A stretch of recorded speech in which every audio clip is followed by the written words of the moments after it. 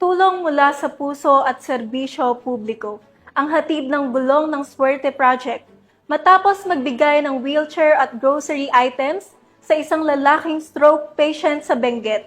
Ang balita mula kay Patrolwoman Jezebel Moyao. Patuloy na kinaiigting ng Benguet Police Provincial Office ang kanilang serbisyong publiko sa pamamagitan ng gulong ng Swerte Project na isinagawa sa mga bayan ng Kabayan at Bukod, Benguet noong 29 ng Setyembre taong kasalukuyan.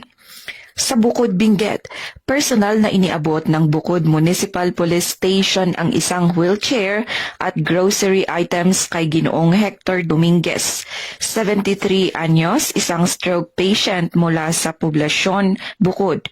Si Ginoong Dominguez ay kabilang sa mga maswerteng benepisyaryo ng proyekto sa ilalim ng pamumuno ni Police Colonel Lambert Suerte, Provincial Director ng Benguet PPO, katuwang ang Provincial Advisory Group for Police Transformation and Development na pinamumunuan ni Governor Melchor Diclas.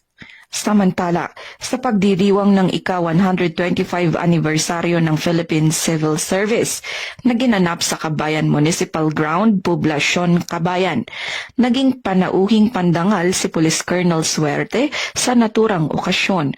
Formal niyang inilunsad ang gulong ng Suerte sa Kabayan, kung saan 3 benepisyaryo mula sa Barangay Batan at Barangay Gusaran ang tumanggap ng libreng wheelchair.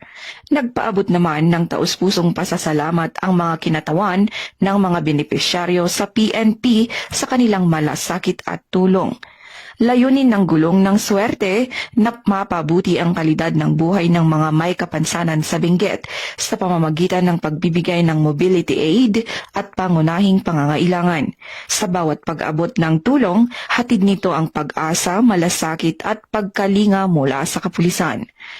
Ang tagumpay ng programang ito ay bunga ng walang sawang suporta ng mga donor, stakeholders at ng pag-PTD. Sa ilalim ng masigasig na pamumuno ni Police Colonel Suerte, patuloy na lumalawak ang saklaw ng mga community service programs ng Benguet PPO.